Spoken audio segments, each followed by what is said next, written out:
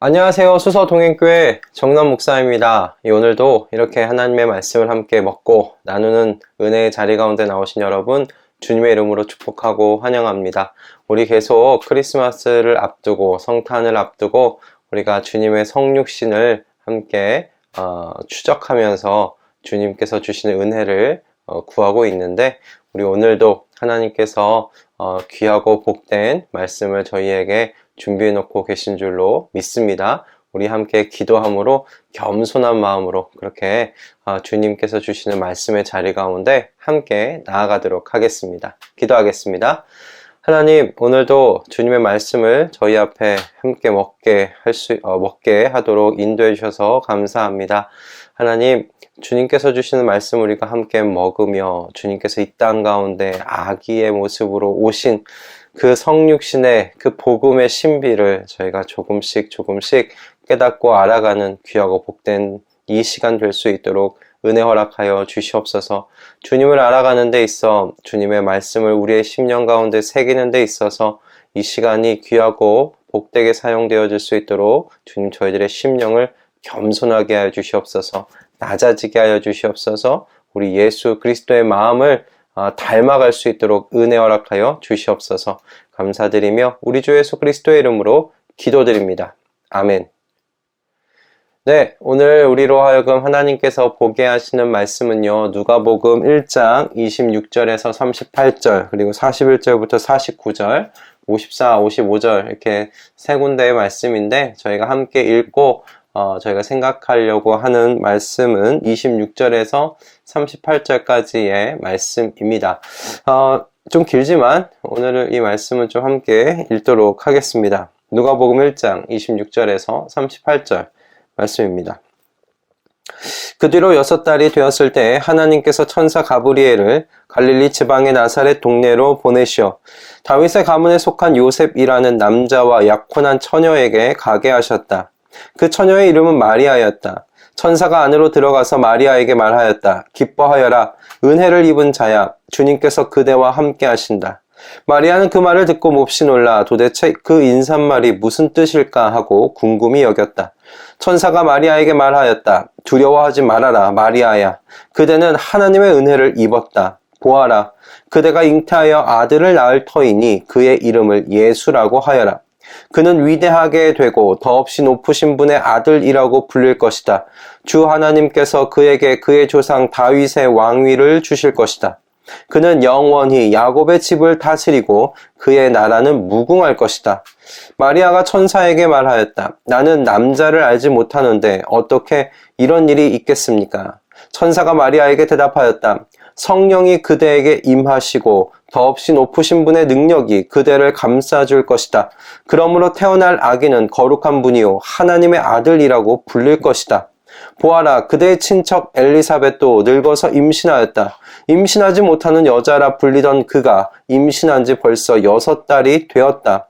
하나님께는 불가능한 일이 없다. 마리아가 말하였다. 보십시오.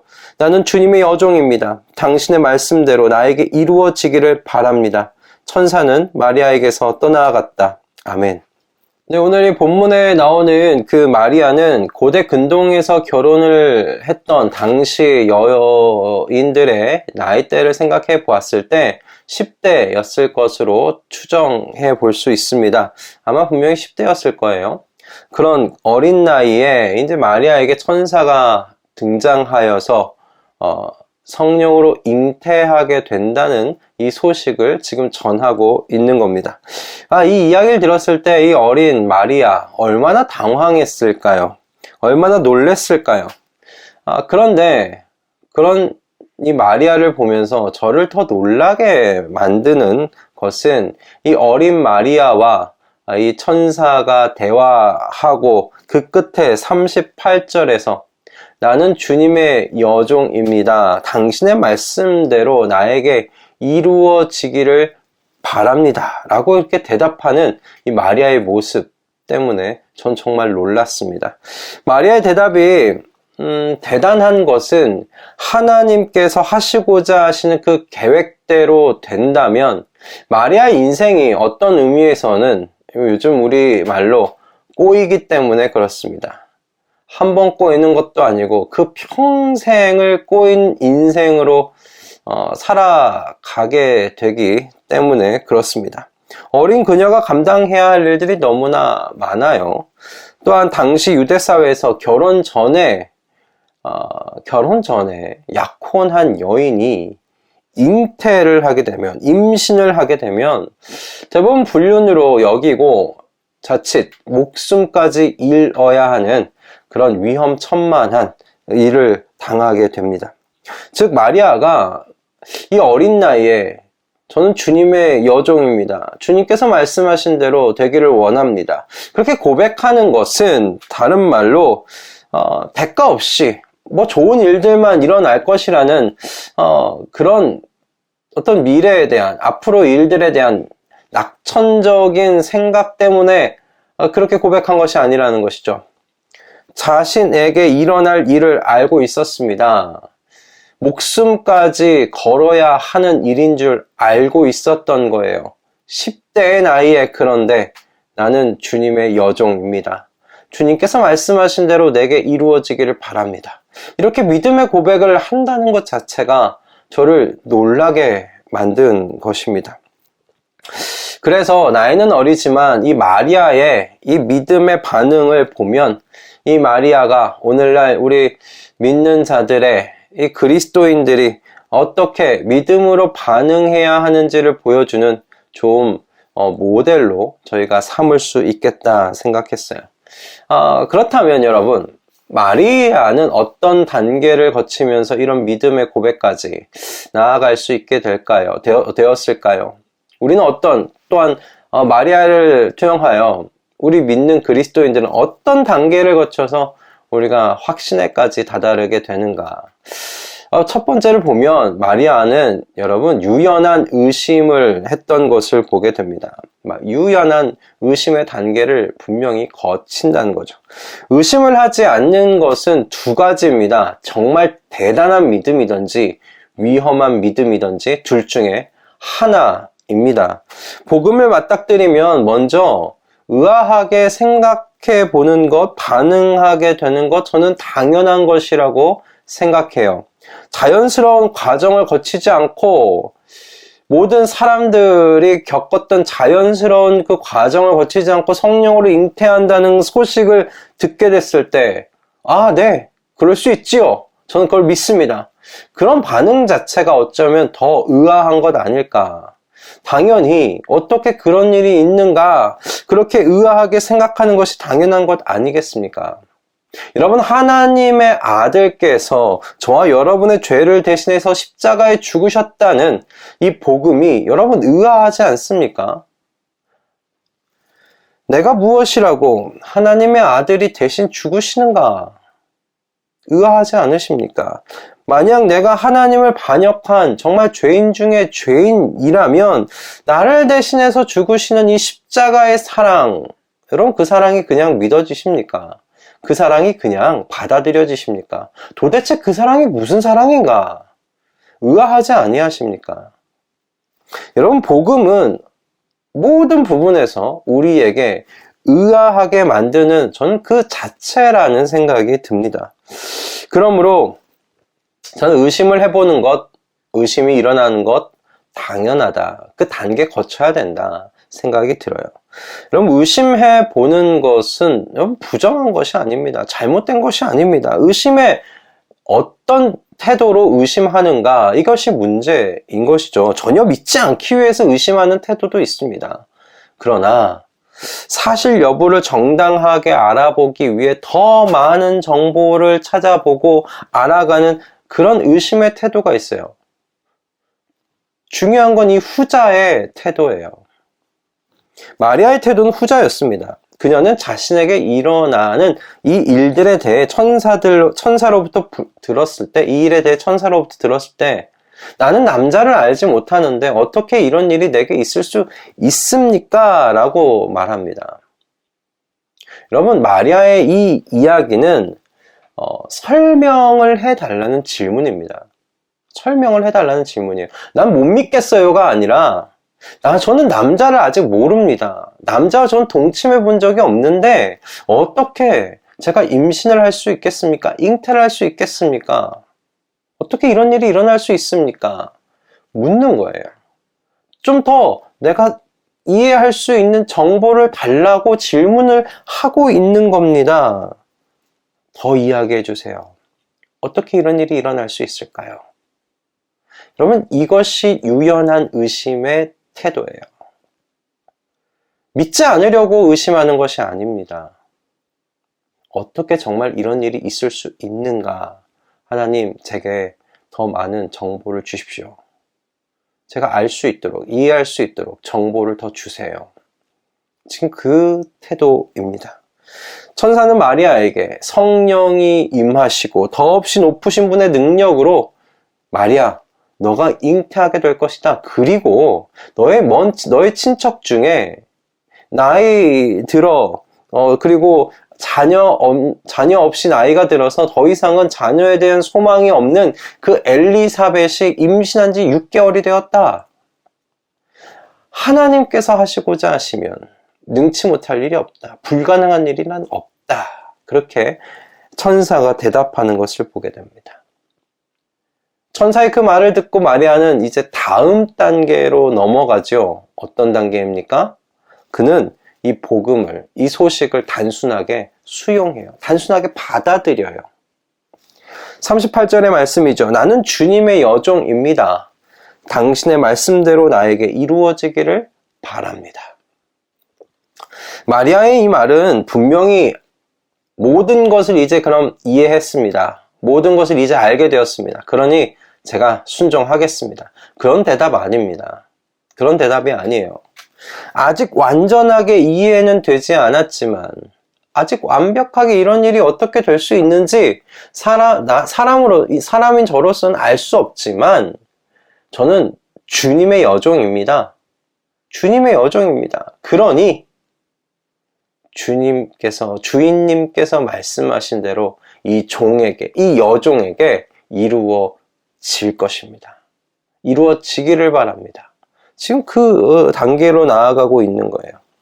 이성적으로 완벽하게 이해가 되었기 때문에 믿는 것이 아닙니다. 아직까지 의구심이 있고, 그리고 완전히 복음을 또 받아들였을 때 갖게 되는 위험 또한 분명히 눈앞에 보이지만 순복하고 신뢰하겠다는 거예요.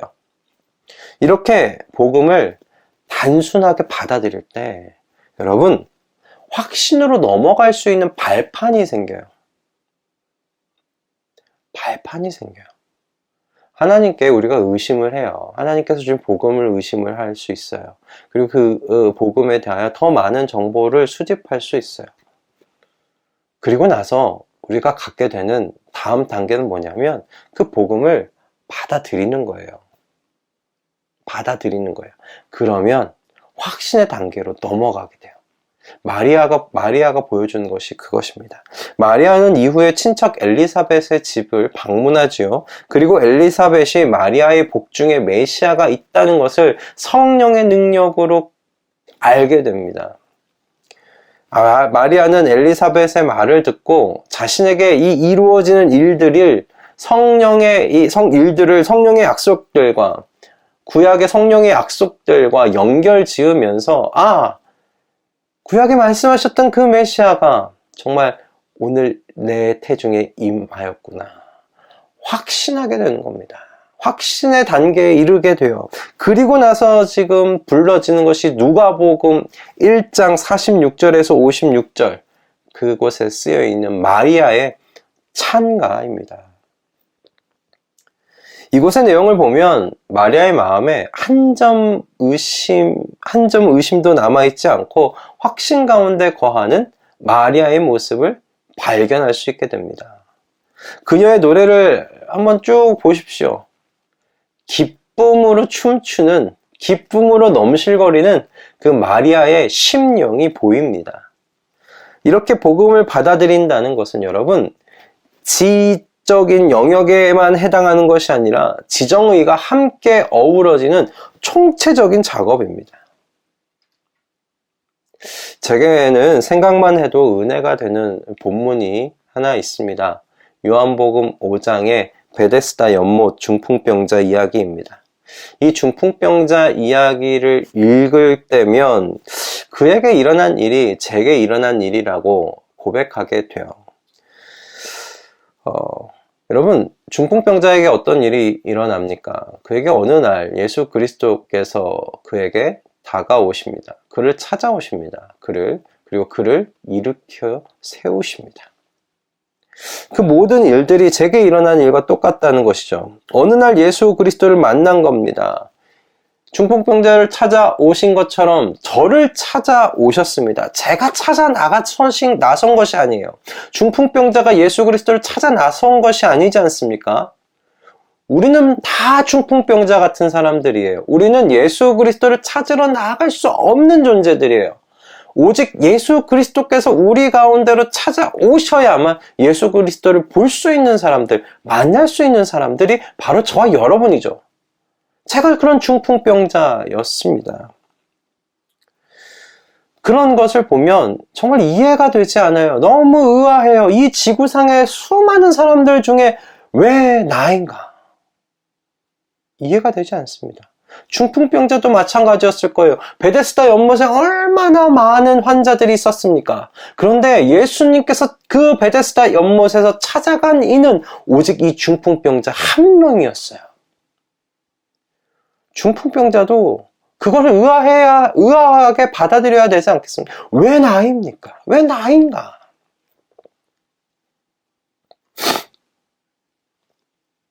근데 중요한 건 왜인지는 몰라요. 모르겠어요. 그런데 분명한 건 그분이 그 베데스다에서 중풍병자를 지목해서 그를 찾아오셨던 것과 같이 이 지구상에서 저란 사람, 그리고 여러분을 주님께서 지목하고 찾아오셨다는 말이에요. 복음의 소식을 들고 찾아오셨다는 말씀입니다. 그래서 그분을 주인으로 모심으로 말미암아 건강한 인생을 살게 되지 않았습니까? 중풍병자처럼 병들어서 누워있을 수밖에 없었는데 몸을 가눌 수 없는 사람들이었는데 이제 예수 그리스도를 통해 건강한 인생, 풍성한 인생 그렇게 살 수 있게 되지 않았습니까?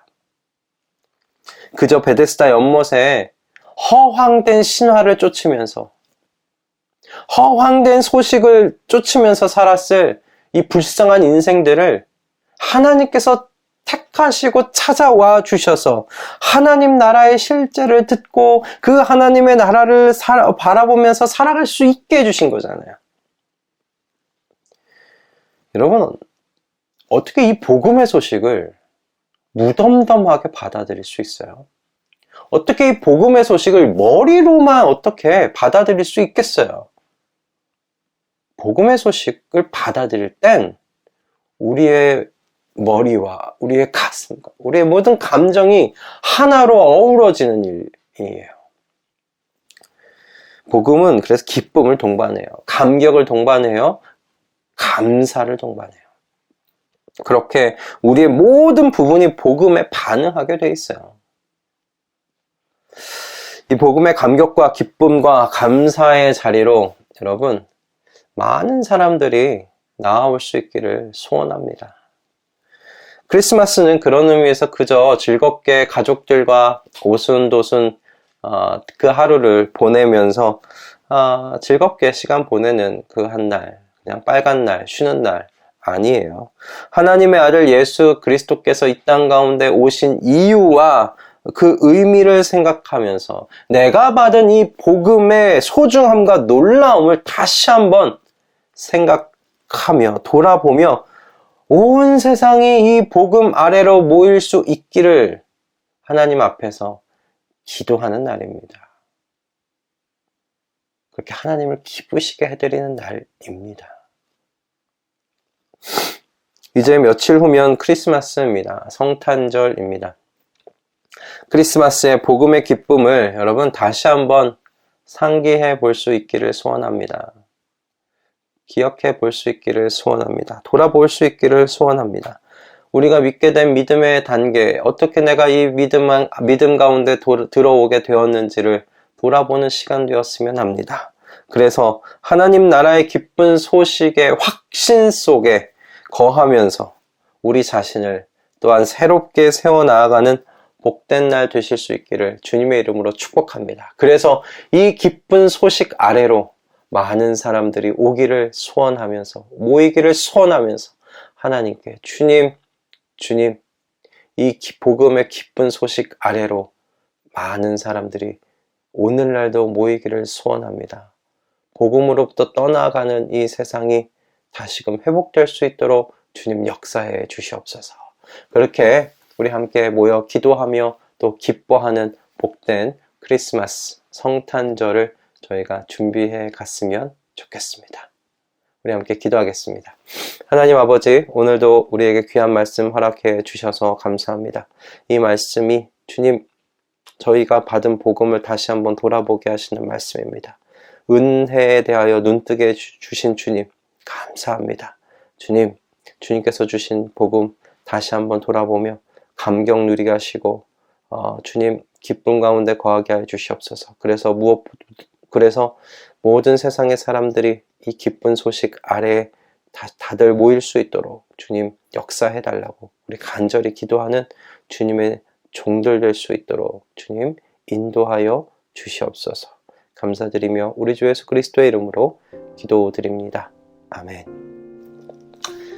할렐루야. 오늘 또 귀한 말씀 하나님께서 허락하셨습니다. 이 어린 마리아의 이 모습을 보면서 참 여러 가지 많은 것을 생각해 보게 됩니다.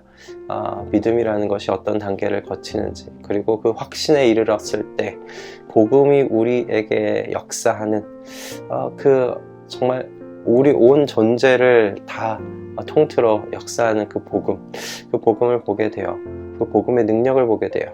우리 이 복음 아래로 정말 수많은 사람들이 다시금 모일 수 있는 그날, 그 날을 주님 그 날을 우리를 통해 역사해 달라고, 우리를 사용해 달라고 그렇게 기도하면서 우리 성탄을 준비해 나아가는 저와 여러분 다 되었으면 좋겠습니다.